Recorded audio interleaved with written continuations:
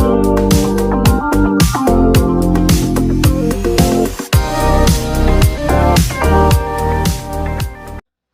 semua, salam sejahtera Malaysia. Selamat datang ke channel Fels Lifestyle.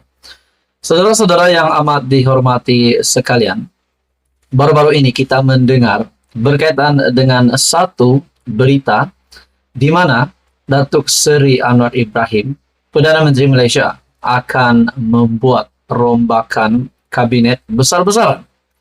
Nah, saudara-saudara, siapapun rakyat Malaysia, terutamanya pemerhati politik, yang mendengar berita ini sudah pasti akan membuat pandangan ataupun spekulasi.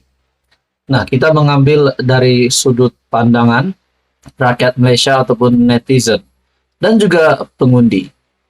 Nah, berkaitan dengan beberapa menteri di dalam kabinet kerajaan perpaduan. Sebelum ini apa yang berlaku? Di mana kejutan besar gabungan Pakatan Harapan Barisan Nasional membentuk kerajaan perpaduan. Kejutan besar adalah timbalan Perdana Menteri ialah Ahmad Zahid Hamidi, Presiden UMNO, pun dikecam setelah beliau menjadi timbalan Perdana Menteri dikarenakan kes mahkamahnya. Nah, dengan begitu, Rafizi Ramli juga sebagai Menteri Ekonomi turut juga pernah dikecam. Dan begitu juga dengan Tengku Zafrul, yaitu bekas Menteri Keuangan yang kini menjawat jawatan ataupun memegang platform Menteri MITI juga turut dikecam disebabkan beliau bukanlah ahli parlimen. Nah, saudara-saudara, dalam satu artikel dari Syahbudin.com, merombak kabinet perlu, tapi menyusun ketua-ketua setiausaha kementerian jauh lebih perlu. Nah, saudara-saudara, saya mengambil ulasan ini, saya meneliti ulasan ini, di mana ada penegasan dalam ulasan dari Syahbudin.com yang saya amat setuju, yaitu Datuk Seri Anwar Ibrahim tidak perlu takut untuk menggugurkan ataupun mungkin memecat ataupun menggantikan menteri-menteri di dalam kabinet kerajaan perpaduan hari ini yang tidak berfungsi dan tidak melakukan kerja dengan baik. Di dalam ulasan ini juga mengumpamakan bahwa Datuk Seri Anwar Ibrahim perlu mencegah daripada sebuah kenderaan itu rosak, di mana beberapa komponen ataupun alat-alat spare part di dalam kereta perlu diganti sebelum kereta itu rosak, dan begitu juga Datuk Seri Anwar Ibrahim sebagai pengemudi ataupun pemandu kereta itu. Tonton dalam artikel ini, sebuah portal berita melaporkan Perdana Menteri Anwar Ibrahim dijangka akan membuat rombakan kabinet secara besar-besaran dalam masa terdekat ini. Nah, saudara-saudara, di dalam video ini Anda bebas untuk komen siapa menteri yang Anda rasa perlu diganti dan siapa juga menteri yang Anda rasa perlu dikekalkan. Adakah dengan baru-baru ini berkaitan dengan isu DNA Ahmad Zahid Hamidi yang menjadi perbualan ramai, dan akhirnya isu ini dibawa di parlimen dan mengejutkan semua kepimpinan kerajaan perpaduan, mengejutkan semua kepimpinan politik dan pembangkang khususnya. Ada yang tak berpuas hati. Nah, adakah dengan ini kita melihat timbalan Perdana Menteri yang juga salah satu menteri di dalam kabinet kerajaan perpaduan perlu diganti ataupun perlu dikekalkan? Nah, begitu juga dengan Rafizi Ramli, begitu juga dengan Tengku Zafrul, dan mungkin ada nama-nama lain yang Anda rasa, yang Anda boleh komen, cadang untuk ditukar. Adakah di dalam berita bahwa Datuk Seri Anwar Ibrahim dijangka akan membuat rombakan kabinet secara besar-besaran? Adakah lebih daripada 5, mungkin 10, mungkin 1-2 menteri yang bakal dipecat, ataupun mungkin bakal diganti? Nah, saudara-saudara, nonton Bapak-Bapak yang amat dihormati sekalian, Anda rasa siapakah yang patut diganti dan siapakah yang patut digugurkan? Tonton Bapak-Bapak, teruskan bersama di dalam channel ini. Untuk info yang seterusnya, mohon bantu channel ini dengan menekan butang like, share, dan juga subscribe. Halo semua, salam sejahtera Malaysia. Tonton Bapak-Bapak yang amat dihormati, SG4 ataupun State Government 4, di mana Perikatan Nasional ataupun kepimpinan negeri yang ditakdir PAS telah satukan hati untuk melantik bekas Perdana Menteri 2 kali, yaitu Tun Mahathir sebagai penasihat. Jadi selepas lantikan Tun Mahathir itu, banyaklah spekulasi yang dibuat. Bagaimana dengan Hamzah Zainuddin? Bagaimana dengan Muhyiddin Yassin yang juga adalah salah satu pemimpin politik yang kita boleh katakan juga layak untuk menjadi penasihat. Disebabkan Hamzah Zainuddin juga pernah menjadi sebutan ramai, mungkin boleh menjadi calon untuk Perdana Menteri Perikatan Nasional. Dan begitu juga Mahyadin, bekas Perdana Menteri.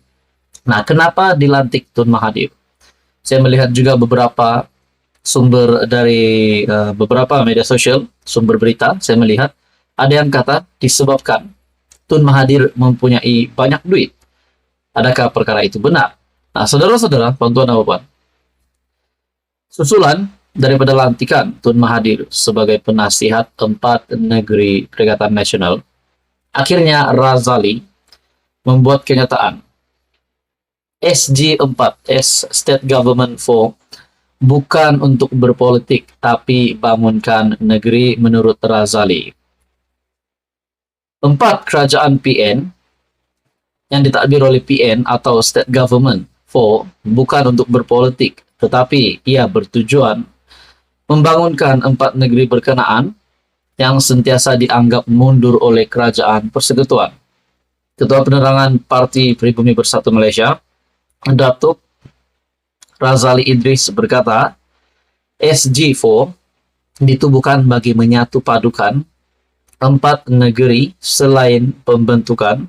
Gabungan itu demi kebaikan dan kepentingan mengetahui cara melaksanakan proyek di negeri tersebut. SG4 bertujuan meningkatkan tahap berganda ekonomi, pelaburan dan sosioekonomi rakyat berkaitan 4 negeri diterajui PN. Ini merupakan langkah pembaharuan yang berani dan luar biasa.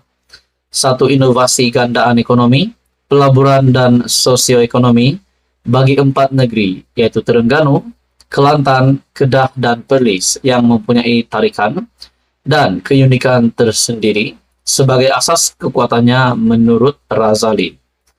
Pada 14 September lepas, Menteri Besar Terengganu Datuk Seri Dr. Ahmad Samsuri Mokhtar menyatakan 4 negeri bawah pentadbiran PN bersetuju mewujudkan kerjasama dikenali SG4 bersama Tun Mahathir Mohamad. Nah, saudara-saudara, adakah di sini segala permasalahan yang dialami oleh 4 negeri PN itu, jawabannya ataupun penyelesaiannya ada di tangan Mahathir? Adakah di sini pas dilihat lebih berharap kepada Tun Mahathir hari ini berbanding Muhyiddin dan Hamzah Zainuddin? Nah, itu pun menjadi persoalannya. Ada yang kata Tun Mahathir tak layak untuk menjadi penasihat. Beliau sepatutnya rehat dan tidak lagi aktif dalam kancah politik Malaysia. Walaupun kenyataan dari Razali ini bukan tujuan untuk berpolitik, tapi saya yakin, saya juga percaya sedikit sebanyak akan terlibat juga dengan politik. Nah, tuan-tuan dan puan, akhirnya Razali SG4, beliau berkata SG4 bukan untuk berpolitik, tapi bangunkan negeri. Nah, kita lihat seberapa lama Tun Mahathir akan bertahan menjadi penasihat PN, ataupun kalau berjaya misi dari 4 negeri PN ini yang mewujudkan kerjasama bersama dengan Tun Mahathir. Kalau berjaya misi ini, adakah selepas ini Tun Mahathir juga berpeluang untuk mendapat satu lagi jawatan yang lebih tinggi, bukan lagi sebagai penasihat, tapi mungkin di dalam kepimpinan Perikatan Nasional sendiri. Nah, apa pula pendirian-pendirian pemimpin bersatu selepas kalau Tun Mahathir mampu berjaya merealisasikan impian 4 negeri Perikatan Nasional ini. Sekiranya beliau berjaya, apakah pula komen dari kepimpinan bersatu dan juga gerakan yang juga ahli anggota komponen di dalam Perikatan Nasional? Saudara-saudara, tuan-tuan dan puan, teruskan bersama di dalam channel ini untuk info yang seterusnya. Mohon juga bantu channel ini dengan menekan butang like, share, dan juga subscribe.